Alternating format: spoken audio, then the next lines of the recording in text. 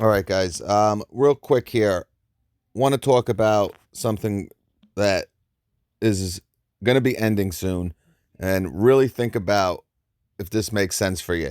Now, a 7 1/4 inch miter saw, you're going to be really, really surprised on what you're going to be able to cut with a 7 1/4 inch.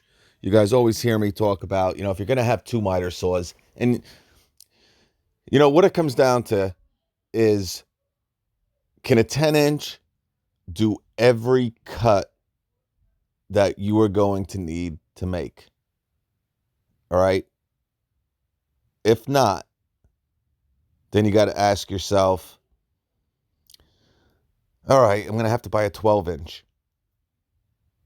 And a 12 inch, obviously much, much heavier and obviously much more expensive. And of course, blades are more money. But you always hear me say, you really need two, because I'm going to be honest with you. Like I said, this is the 7 1/4 inch, right? It's 28 pounds. Okay. You can make a tremendous amount of cuts with a dual bevel sliding 7 1/4 inch miter saw. All right.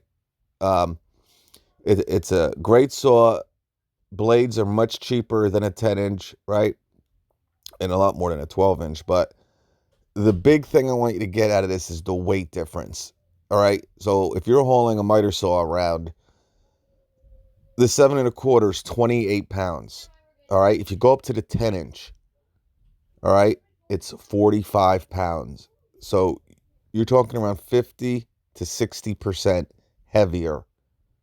Okay. And if you can do most of those cuts, all right, with a 7 1/4 inch, blades are going to be cheaper. The saw is going to be much lighter to maneuver around, to store in the back of the van, back of the truck. It's smaller, more compact, right? And again, lighter. So much easier, cheaper saw to have. All right. Now, you heard me say, if you're doing a lot of woodworking, you're probably going to need, you're probably going to have two miter saws. So what you want to do is, you don't want to have three, right? So that's why I always say, okay, a 7 1/4 and a 12 is the perfect way to handle a lot of these cuts.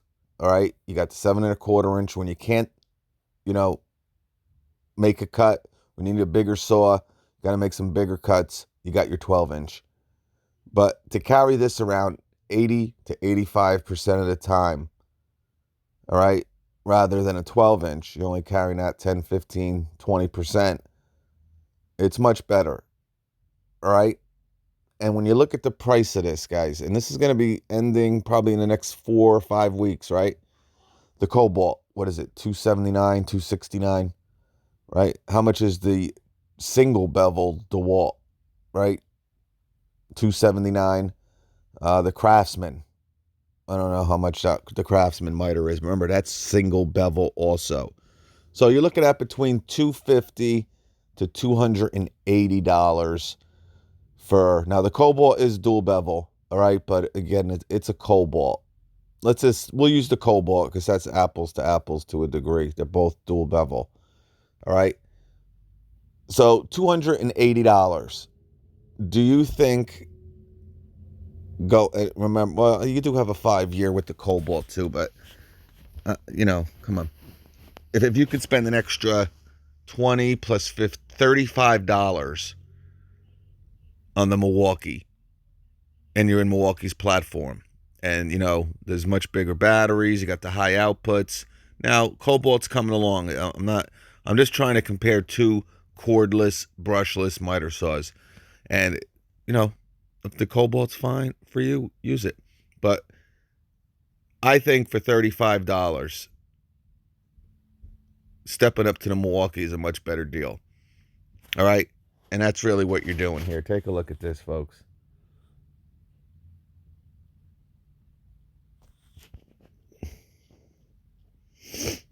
All right.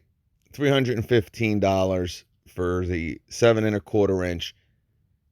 Again, the DeWalt has been $279 for a single bevel for a long time. I don't know if it's dropped. But $315, if you're in Milwaukee's platform, you don't need batteries, you don't need a charger. You know, this saw, I'm gonna be honest with you. Is it the best value saw out there? No, the 10 inches.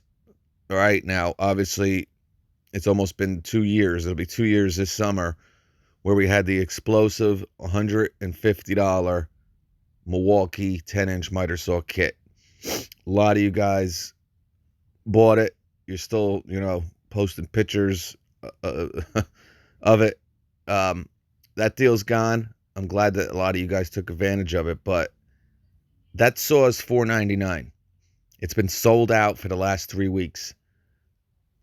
I know. I'm trying to get it back up. I'm waiting. When I get it up, I'll get it up. But it is a better value only because it is only $50 more. But again, I think the 7 1/4 inch makes a lot more sense. All right. Because to be honest with you, if you're doing a lot of woodworking, right? And that's the thing. If you're just using this for DIY stuff, you could probably get along with a 7 1/4, right? And then again, it's much easier to kind of maneuver around. But for most people, you're going to need two. And I think the 7 1/4 having such a weight advantage and the compact size of it, and then having that 12-inch for the bigger cuts is also an option, guys. All right, we'll catch you.